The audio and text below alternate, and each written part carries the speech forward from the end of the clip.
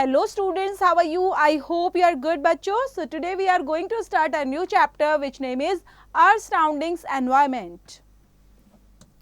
Let's begin. तो यहाँ देख लेते हैं बच्चों highlighted points कौन कौन से हम cover करेंगे. Highlights of the chapter, our environment, components of environment, our natural environment, lithosphere land, hydrosphere water, atmosphere air, and biosphere ecosystem, adaptations to the environment, and we and our environment. तो यहाँ environment के अंदर हम topic कौन कौन से cover करेंगे इस chart के through भी देख लेते हैं.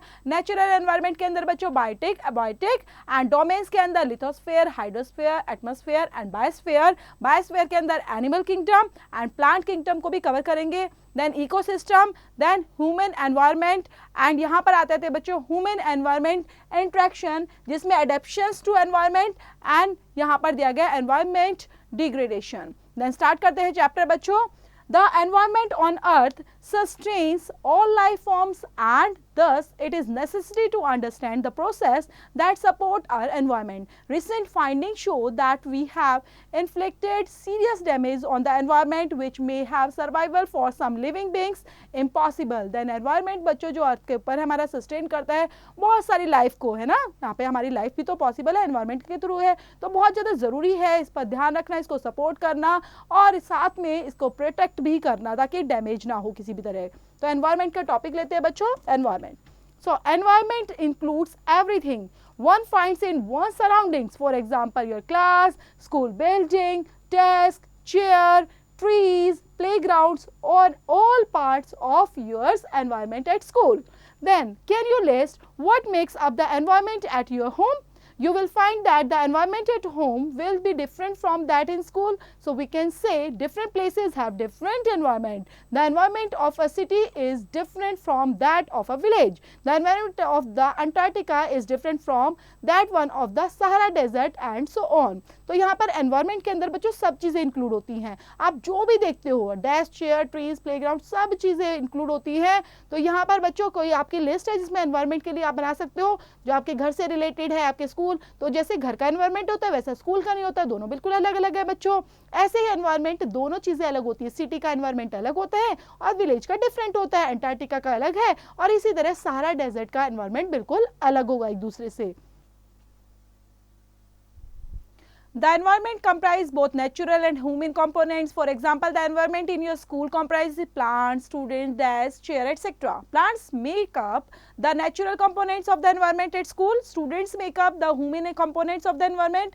Desks and chairs that are human made are also grouped under the human components of the school's environment. तो environment के अंदर बच्चों बहुत सारी चीज़ें आती हैं, नेचुरल भी, human components भी. नेचुरल चीज़ें बहुत सारी हैं बच्चों, तो जैसे प्लांट्स आप देखते हो ये नेचुरल है, लेकिन जो आपका डेस्क बनाया गया है वो मैन मेड कहलाता है बच्चों. सो नेचुरल एनवायरनमेंट से बात करते हैं बच्चों.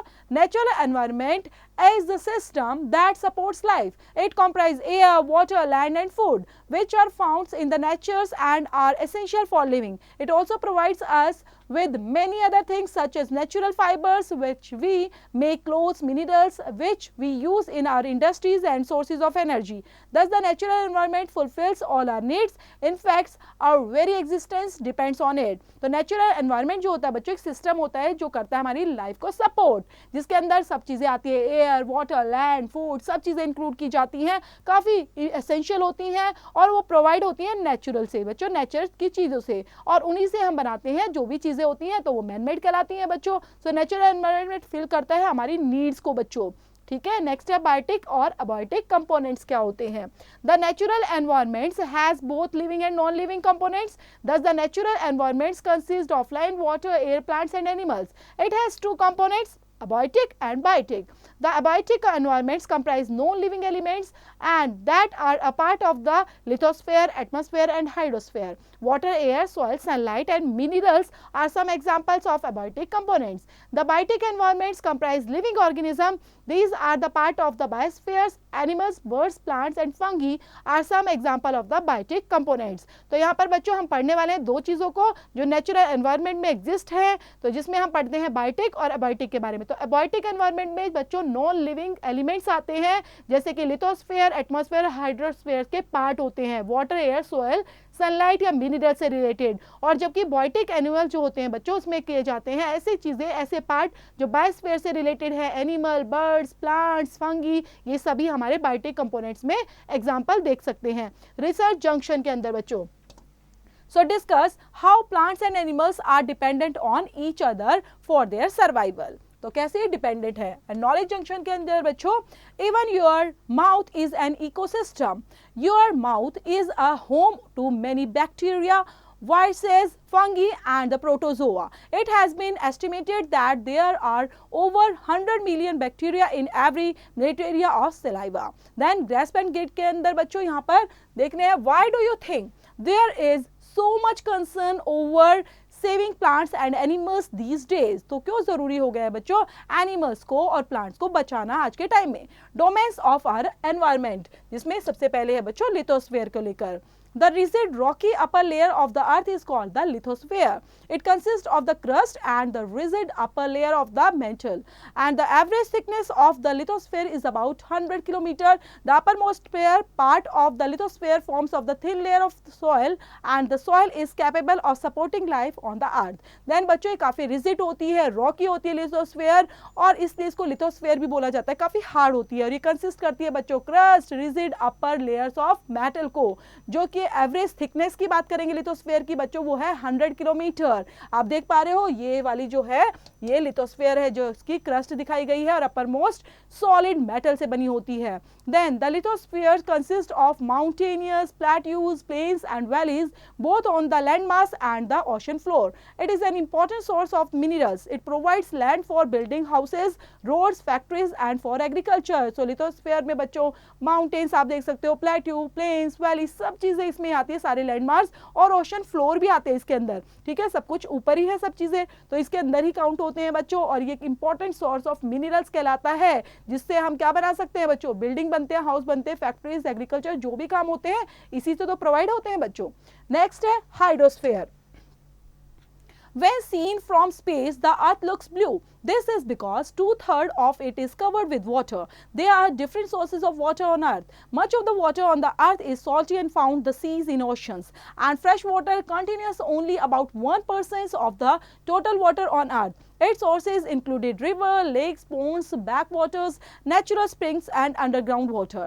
Then यहाँ पर बच्चों अगर हाइड्रोस्फीयर की बात की जाती है तो हाइड्रोस्फीयर क्या है? पानी है। तो आप देखते होंगे कभी ऊपर अगर प्लेन में बैठे हो, स्पेस से अगर देखेंगे हमारी अर्थ को तो बिल्कुल ब्लू नजर आती है। मीन्स यहाँ पर पानी ज्यादा है, 2/3 पार्ट जो है बच्चों पानी ने ही कवर कर रखा है पूरे अर्थ में। देन यहाँ पर जो वाटर है वो अर्थ का वाटर कैसा है? वो सारा पीने लायक थोड़ा ना बच्चों, सॉल्टी होता है, जो सीज में है, ओशंस में है। जबकि फ्रेश वाटर कहाँ मिलता है? रिवर्स में मिलता है, लेक्स में मिलता है, पॉन्ड्स में, या फिर हमारा जो बैक वाटर है नेचुरल स्प्रिंग्स में, यहाँ से हमें नेचुरल जो फ्रेश वाटर है वो मिलता है, जिसको हम पी सकते हैं बच्चे, और जो ड्रिंकेबल होता है। Water is vital for all the organisms. It dissolves and transports nutrients. It is used by plants for making food. Water is also necessary for carrying out the chemical reactions within the body of living organisms. So water बच्चों सबके लिए ज़रूरी है, जितने भी organism है उनके लिए, क्योंकि वाटर से ही तो बच्चों प्लांट्स भी बढ़ते हैं, न्यूट्रिशंस आता है, सब चीज़ों के लिए वाटर बहुत ज़रूरी है। नेक्स्ट है बच्चों atmosphere. The earth is enveloped by a thin blanket of gases known as the atmosphere. It is also consists of water vapor and dust particles. The atmosphere maintains a constant temperatures on the earth, thereby making it habitable. The ozone layer, which is a part of the atmosphere, protects living organisms from the harmful ultraviolet rays of the sun. तो अर्थ जो है बच्चों वो envelope करती है एक thin blankets of gases को, उसी को बोला जाता है एटमॉस्फेयर। में उसमें गैस होती हैं सभी, और वो कंसिस्ट करती हैं वाटर वेपर भी, डस्ट पार्टिकल्स भी, वो सब चीजें कंटेन करती हैं। देन यहाँ पर बच्चों जो ओजोन लेयर है वो भी तो एटमॉस्फेयर का एक पार्ट है, जिसमें वो प्रोटेक्ट करते हैं लिविंग ऑर्गेनिजम्स को, किससे बच्चों? Harmful ultraviolet rays of the sun से प्रोटेक्ट करते हैं जितने भी लिविंग ऑर्गेनिज्म लैंड के ऊपर रहते हैं। तो यहाँ पर बच्चों कौन कौन सी गैसें पाई जाती हैं, कौन कौन सी गैसेस हैं, तो यहाँ पर देख लो सबके नाम, और यहाँ पर कितनी परसेंटेज बाय वॉल्यूम है यहाँ पर गैसेस वो भी बताया गया है, जिसमें नाइट्रोजन पाया जाता है बच्चों, ऑक्सीजन है, आर्गन है, carbon dioxide, neon, helium, methane and krypton, ये सभी गैसें यहाँ पर पाई जाती हैं इतने वॉल्यूम के अंदर बच्चों। The gases present in the support life. Oxygen helps in the respirations. Carbon dioxide helps green plants to prepare food through photosynthesis, and nitrogen helps in the growth of both plants and animals. The atmosphere is held to the earth by the force of the gravity. जो gases है बच्चों वो हमारी life को support करती हैं, जैसे कि ऑक्सीजन है तो वो हमारी रेस्पिरेटरी के लिए बहुत ज़रूरी है, कार्बन डाइऑक्साइड यहाँ पर प्लांट्स के लिए भी बहुत ज़रूरी है। देन यहाँ पर और जो नाइट्रोजन गैस है वो हेल्प करती है ग्रोथ ऑफ बोथ प्लांट्स के लिए भी और एनिमल्स के लिए भी। नेक्स्ट है बच्चों biosphere. Life exist everywhere and on the grounds, underneath the soils, in water bodies as well as in the air. सब जगह तो लाइफ होती है बच्चों, चाहे हम धरती के ऊपर देखें, नीचे देखें, पानी में देखें, हर जगह लाइफ एग्जिस्टेंस करती है। Thus the biospheres can be defined as the relatively narrow belt of living organism found a little above and a little below the surface of the earth. It is refers to as the zone where all the three layers and three realms of the environment, atmosphere, lithosphere and the hydrosphere interact. Then यहाँ पर बच्चों हम देख पा रहे हैं कि जो लाइफ एग्जिस्ट तो करती है, लेकिन वो कैसे डिफाइन करती है सभी चीज़ों को। यहाँ पर देखते हैं कि नीचे भी, ऊपर भी और सरफेस ऑफ द अर्थ पर भी, और वो रेफर करती है as a zone where all the three others realms of the environment जरूरी है, एटमॉस्फेयर भी, लिथोस्फेयर भी और हाइड्रोस्फेयर भी। देन यहाँ पर बच्चों आप देख सकते हैं बायोस्फेयर का रिलेटेड एक chart. Then plant kingdoms and the animal kingdom. Life in the biospheres is classified into two major groups, जिसमें plant kingdom है और second है animal kingdom बच्चों। Within the biospheres, all living organisms which include the producers, consumers and the decomposers are interdependent. जिसमें बच्चों बायोस्फीयर्स के साथ साथ जितने भी ऑर्गेनिज्म हैं उनमें इंक्लूड होता है, प्रोड्यूसर्स भी होगा, कंज्यूमर्स भी होगा और डीकम्पोजर्स भी वहाँ पर पाया जाता है। Then producers are also called the autotrophs. They are the plants that make their own food with chlorophyll and water, carbon dioxide and sunlight. Then producer कौन हुआ बच्चों? प्रोड्यूसर जो होता है उसी को ऑटोट्रॉफ्स बोला जाता है। वही ऑटोट्रॉफ्स होता है बच्चों क्योंकि वो प्लांट में पाया जाता है। प्लांट क्या करते हैं? अपना खाना खुद बनाते हैं, क्लोरोफिल की हेल्प से, वाटर की हेल्प से, कार्बन डाइऑक्साइड की हेल्प से और सनलाइट की हेल्प से। देन कंज्यूमर कौन हुआ बच्चों? Consumers are also known as heterotrophs and these are the living organism that are directly or indirectly dependent on plants for their food. तो यहाँ पर बच्चों कंज्यूमर के बेस पर हेटरोट्रॉफ्स कहलाते हैं, जैसे कि ह्यूमन बींग्स है, लिविंग ऑर्गेनिजम्स है। हम पेड़ पौधों पर ही तो डिपेंड है बच्चों, इनडायरेक्टली या डायरेक्टली। देन यहाँ पे हार्बीवोर्स, कार्निवोर्स और ओमनिवोर्स दिए गए हैं। हार्बीवोर्स होते हैं बच्चों जो सिर्फ प्लांट्स खाते हैं, ऐसे एनिमल। कार्निवोर्स कौन होते हैं बच्चों? जो यहाँ पे सिर्फ और सिर्फ एनिमल जो मीट खाते हैं। और ओमनिवर्स के अंदर बच्चों प्लांट भी खाते हैं और मीट भी खाते हैं, तो उनको बोला जाता है omnivores. So there are three types of consumers are herbivores, carnivores and omnivores हमने देखे।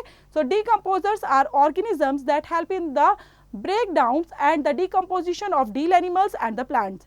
Energy is transferred from one living things to another through various food chains. तो यही तो होता है बच्चों, एनर्जी क्या होती है? एनर्जी एक जगह से दूसरी जगह में ट्रांसफर होती है। जैसे क्या होता है, पौधों में एनर्जी है, हमने खाया तो हमारे अंदर आ गई तो वो ट्रांसफॉर्म हो गई। इसी तरह जो एनिमल्स खाते हैं तो उनके अंदर आ जाती है। Then many food chains together from a food web. तो इसलिए फूड चेन्स को हम बहुत सारे फूड वेब्स के थ्रू भी देख सकते हैं।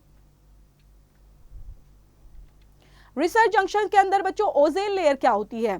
The atmospheric layer contains a large amount of ozone gas. It is this layer that absorbs most of the harmful ultraviolet radiations from the sun.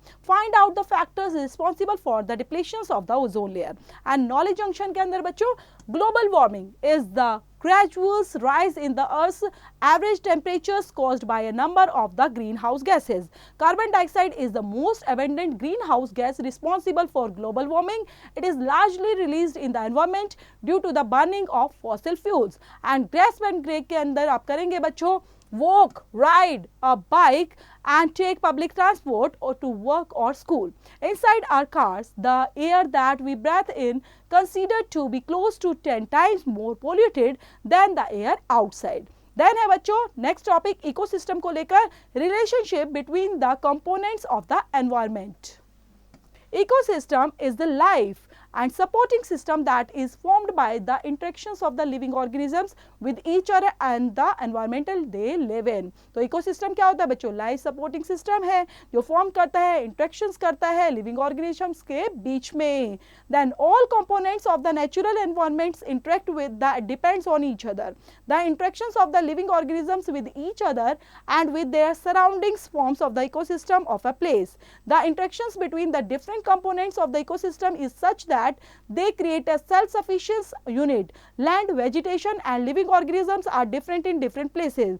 Therefore, we find different types of ecosystem in forest, desert, ocean, even an aquarium can be considered an ecosystem. तो जितने भी components है बच्चों natural environment के अंदर जो पाए जाते हैं वो इंटरेक्ट करते हैं एक दूसरे को, डिपेंड होते हैं एक दूसरे के ऊपर, और ये ऑर्गेनिजम्स बच्चों सराउंडिंग्स के अंदर ही रहते हैं, इनको इकोसिस्टम बोला जाता है. और ये इंटरेक्शन करते हैं, कंपोनेंट्स करते हैं डिफरेंट इकोसिस्टम एंड क्रिएट करते हैं एक सेल्फ सफिशिएंट यूनिट को, चाहे वो लैंड हो, वेजिटेशन हो या लिविंग ऑर्गेनिजम्स हो, सभी के सभी, चाहे वो डेजर्ट में रहते हो या फिर कहीं फॉरेस्ट में. देन ह्यूमन एनवायरनमेंट बच्चों.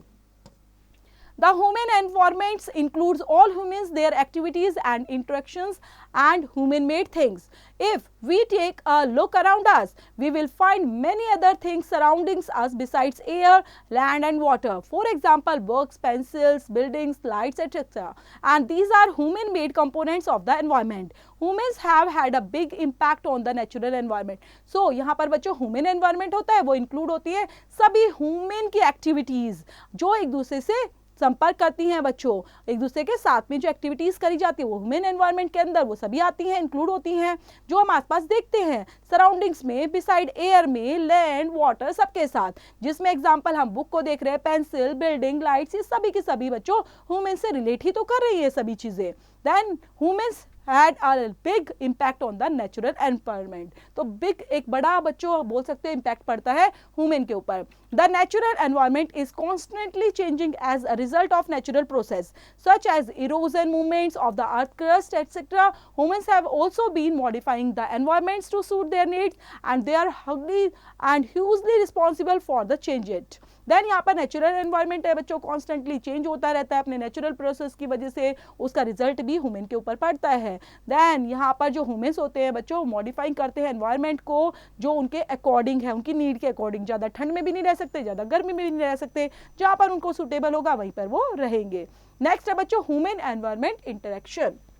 We know that the environments varies from place to place. For example, the environments of a desert is different from that of a mountain. Desert areas are sandy, hot, dry and deficient in water. Mountains have an uneven and often rocky terrain, cool weathers and adequate sources of water like spring and waterfalls. The vegetation found in desert areas is quite scattered and comprises short bushes, shrubs and stunted trees, and such as cactus and kikar. This type of vegetation is known as the thorny vegetation. In contrast, mountains have taller trees such as the deodar, pine, teak and cheer. This is also a lot of difference between the kinds of animals found in mountains and desert. While tricky flood animals such as bears around in the mountains, deserts commonly have animals who can survive on the little water such as camel. तो यहाँ पर बच्चों environment का जो intersection है वो हर जगह का अलग अलग है, क्योंकि आप देख पा रहे होंगे कि माउंटेन में काफ़ी माउंटेन एरिया होता है और जहाँ पर बच्चों डेजर्ट होगा काफ़ी ड्राई होगा, हॉट होगा, सैंडी होगा, और यहाँ पे माउंटेन्स में तो काफ़ी रॉकी टेरेन पाए जाते हैं. जहाँ ज़्यादा ठंड होती है तो बहुत ज़्यादा ठंडा पाया जाता है, स्प्रिंग होती हैं, वाटरफॉल्स होते हैं वहाँ पर. और वेजिटेशंस का भी देखे जाए तो डेजर्ट में बच्चों बहुत कम होता है, वहाँ पर ज़्यादातर ऐसे पेड़ पाए जाते हैं, ऐसे पौधे बच्चों जैसे कैक्टस, कीकर, और यहाँ पर पानी की बहुत ज़्यादा कमी होती है, इसलिए थ्रोन वेजिटेशन इसको बोला जाता है कि ये थ्रोनी वेजिटेशन है उसमें. एंड माउंटेन्स में देखते हैं बच्चों बड़े बड़े पेड़ होते हैं जैसे देवदार, पाइन, टीक, चीर, ये सब चीज़ें मिलती हैं. तो हम यहाँ पे क्या देख रहे हैं, एनवायरनमेंट का हर एक जगह पर अपना अपना एक खासियत होती है, हर जगह अपनी स्पेसिफिक, वो चाहे पेड़ पौधों से रिलेटेड हो, पानी से रिलेटेड हो, हर जगह एनवायरनमेंट अलग अलग पाया जाता है बच्चों.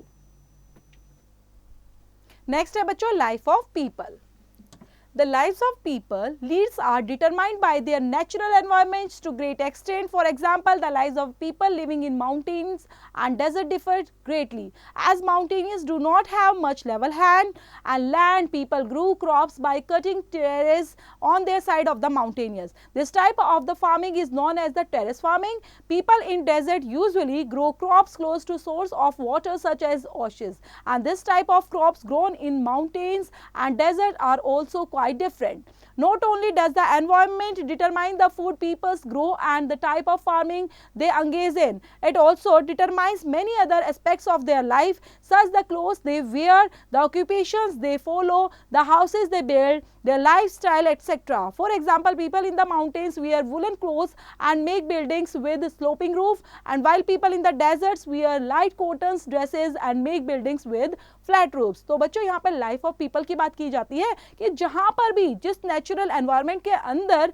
व्यक्ति रहता है, बच्चों लोग रहते हैं, तो वैसा ही बच्चों वो फॉलो करते हैं. फॉलो करने का मतलब ऐसी ड्रेसिंग सेंस अपना लेते हैं. डेजर्ट में रहेंगे तो कैसे कॉटन क्लोथ्स पहनेंगे बच्चों, वैसे ही उनको. और यहाँ पर अगर माउंटेन एरिया में बहुत ठंडा है तो आप वुलन क्लोथ्स पहनेंगे. वैसे ही बच्चों वहाँ पे एग्रीकल्चर करते हैं. टेरेस फार्मिंग जो होती है वो माउंटेन एरिया में पाई जाती है, वहाँ पर देखने को मिलती है. तो इस तरह से बच्चों एनवायरनमेंट के बेस पर हम अपने आप को ढाल लेते हैं, चाहे एग्रीकल्चर का बेस हो, फूड का बेस हो या फिर पहनने का बेस हो, सब चीजें हमारी उसी पर मैटर करती है, हमारा पूरा लाइफस्टाइल बच्चों.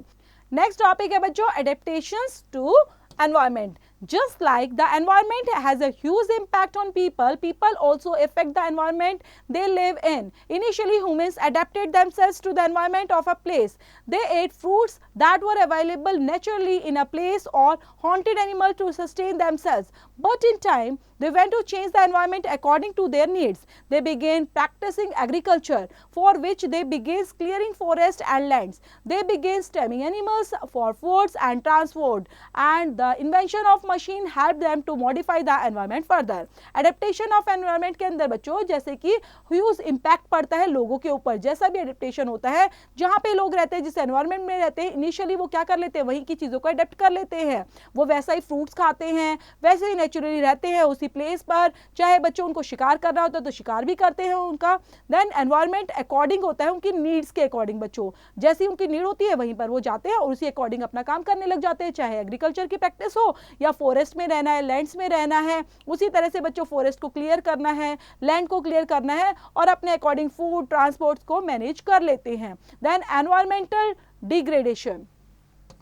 Human beings are dependent on the environment for their material needs, and primary activities like farming, fishing, forestry and mining are the providers of raw materials and food, without which further progress and the development is impossible. Human beings बच्चों dependent होते हैं पूरे के पूरे environment पर.